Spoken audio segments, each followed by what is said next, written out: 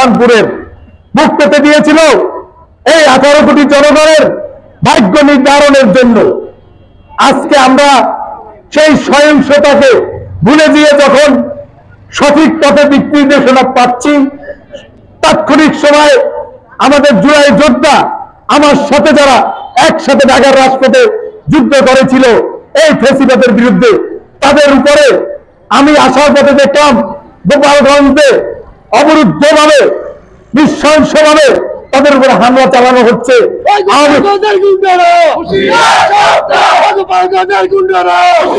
আমি দেখতে চাই, আমি দলমত নির্বিশেষে গোপালগঞ্জের এই আওয়ামী লীগ সন্ত্রাসীরা সারা দেশ থেকে, এমনকি আমি খবর পেয়েছি পিরোজপুরের সন্ত্রাসীরা আওয়ামী যুব লীগ যারা করতে তারা গোপালগঞ্জে অবস্থান নিয়েছে। পরিষ্কার ভাবে বলে দিতে চাই, জুলাই যোদ্ধাদের কোন কিছু হলে আমরা পিরোজপুর সহ সারা দেশ থেকে লঞ্চবান ঘোষণা করব গোপালগঞ্জের উদ্দেশ্যে। আমাদের একটাই দাবি, এদেশের মানুষ জনগণ রাষ্ট্রের মালিক, জনগণকে নিয়ে যে কোনো ধরনের সন্ত্রাসী কার্যক্রম আমরা প্রতিহত করব। একটা কথা, প্রশাসন ছাড়া একটা রাষ্ট্র চলতে পারে না। আমরা যথেষ্ট পরিমাণে প্রশাসনকে সহযোগিতা করতেছি। প্রশাসনকে বুঝতে হবে, এক যারা সামনের সারিতে ছিল, হয়তো পিরোজপুর শহরের এক ওসি ছিল আতঙ্ক, সে কিন্তু পালায়ে গেছে। প্রশাসনের ভিতরে দুষ্কৃতকারী কিছু লুকিয়ে আছে, তাদেরকে বলবো ভালো হয়ে যান, নাহলে পোশাক কিন্তু থাকবে, আপনি থাকবেন না। আপনাদেরকে সকলকে আমি বলতেছি, যাদেরকে এখন পর্যন্ত আইনের ফাঁক করা থেকে বিভিন্ন সন্ত্রাসী এই পিরোজপুর সরকারে ঘুরে বেড়ায়, তাদেরকে গ্রেফতার করা হয় না।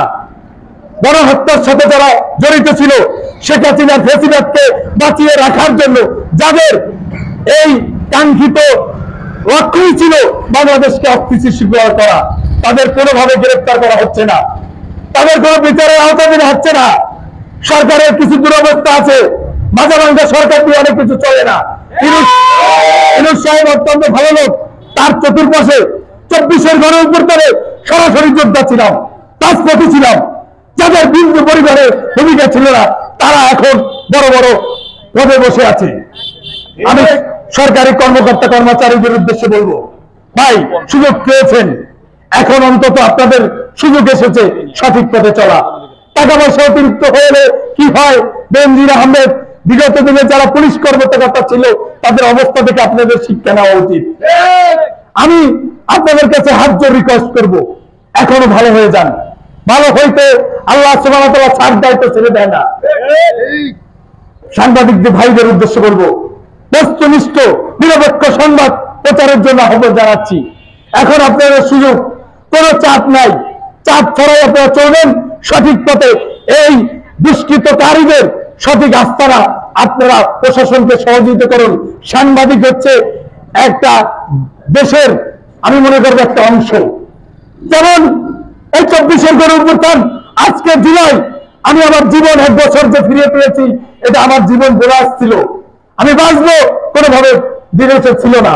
সেক্ষেত্রে এই জুলাই মাসে বসে দাঁড়িয়ে এই পিরোজপুর শহরে বসে চলে যাই। আপনারা এই নব্য দখলদারিত্ব চালাতে চেষ্টা করতেছেন।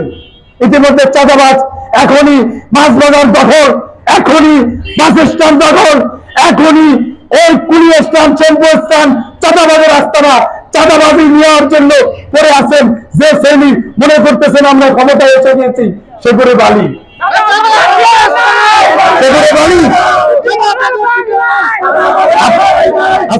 আপনাদেরকে একটা সতর্ক করে দিতে চাই, যদি মনে করে থাকেন আপনাদের ক্ষমতা হাতের মুঠে এসে গেছে, শেখ হাসিনা স্বৈর শাসন 17 বছরে তারা বুঝেছিল যে তাদের আর কেউ সরাতে পারবে না, তা কিন্তু শাড়ি চুরি তুলে পালাইছে। রঞ্জি গামছা পরার ছাড় পাবেন না। আপনাদের চাঁদাবাজদের আস্তানা কোনোভাবে বরদাস্ত গণ অধিকার পরিষদ করবে না। গণ অধিকার পরিষদ খবর দেখে না, খবর পড়ে না, খবর তৈরি করে ইনশাআল্লাহ। 24-এর গণঅভ্যুত্থানে যে মহানায়ক বলা যায় যাকে, ডাকসুর সাবেক বিবি গণ অধিকার পরিষদের সংগ্রামী সভাপতি নুরুল হকের নূরের ঘোষণা, কোনোভাবেই চাঁদাবাজ হতে পারবে না। চাঁদাবাজদের দেখলে সে দলের হোক, হোক গণ অধিকার পরিষদ, ছাত্র যুব কেউ করে না। তারপরে যদি কেউ কোনো নির্দিষ্ট প্রমাণ দিতে পারে তাদের গাছে লটকাইয়ে রাখবেন। এ রাষ্ট্র আপনারা আমার সকলে, আপনারা সকলে ঐক্যবদ্ধ ভাবে যে কোনো আন্দোলন সংগ্রাম হোক, ফেসিবাদ হোক, সেটাকে রুখে দেবেন।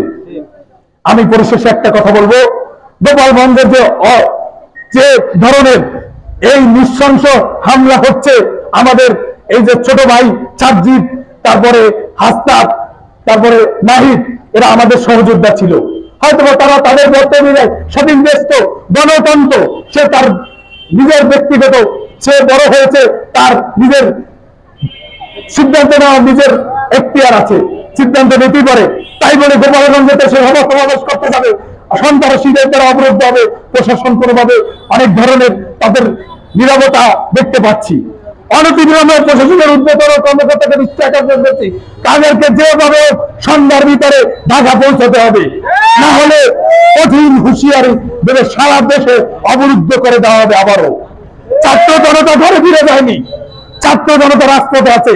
গণ অভ্যুত্থানে শহীদদের রক্ত এখন পর্যন্ত রাজপথ থেকে শুকায়নি।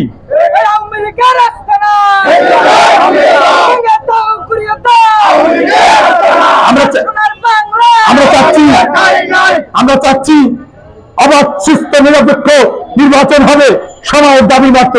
কিন্তু সেটাকে কুক্ষিগত করে যারা নির্বাচন নামক খেলা খেলতে চান, তাদের অবস্থা কিন্তু একটা পর্যায়ে দেখবেন যে খুব খারাপ হয়ে যাবে। অর্থাৎ আগামীর বাংলাদেশ বিনির্মাণ করতে ট্যাগ মার্কার বিবেচনায় গণ অধিকারের মার্কে হচ্ছে ট্যাগ মার্কার পাশে থাকুন। আমরা আপনাদের নতুন প্রতিশ্রুতি দিলে বাংলাদেশের জনগণ বিপ্লবী, তারা কোনো হতাশা দেবে না। আমরা আগামীর বাংলাদেশ বিনির্মাণের জন্য সহযোগিতা করব, প্রশাসনের পাশে থাকবো। গণহত্যার বিচার সকলকে করতে হবে, না করলে কঠিন বার্তা দেবে ইনশাল্লাহ। সবাই ভালো থাকবেন, সুস্থ থাকবেন। পিরোজপুরবাসীকে ধন্যবাদ।